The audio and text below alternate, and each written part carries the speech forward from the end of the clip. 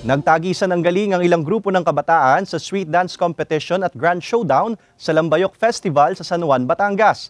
Tampok sa selebrasyon ng lambanog, palayok at karagatan na pangunahing industriya ng bayan. Tunghayan yan sa report ni Hazel Alviar.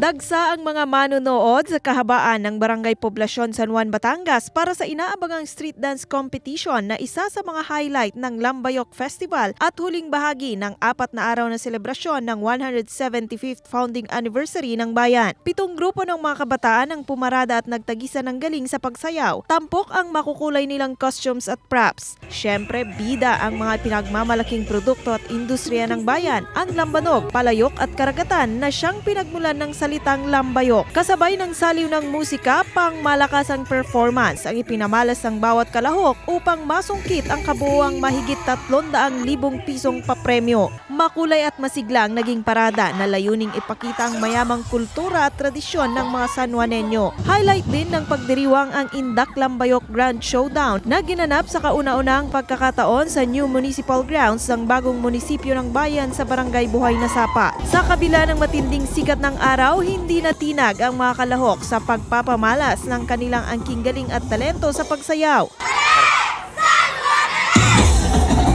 Maging ang mga manonood kasing init ng panahon ang naging hiyawan at palakpakan sa kani-kanilang sinusuportahang grupo. Naglalakihan namang mga palayok at mga puno ng niyog na pinagkukunan ng lambanog ang nangibabaw na props sa mga pagtatanghal. Nagsama-sama rin ang mga magkakatunggaling grupo para sa isinagawang unity dance. Magkakalaban man at mula sa iba't ibang paaralan, napag-isa silang lahat ng sabay-sabay na pag-indak para sa anibersaryo ng pagkakatatag ng bayan ng San Juan. Papasalamat po ako sa mga nakilahok at nakaisa dito po sa aming Lambayok Festival at aming pong 175th founding anniversary ng bayan ng San Juan.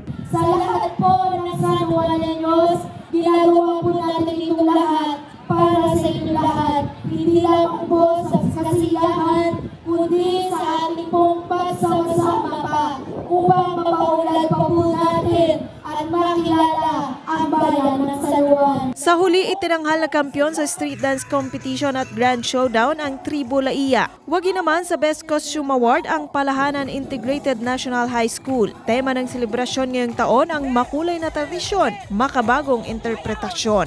Hazel Alviar, Balitang Southern, Tagalog.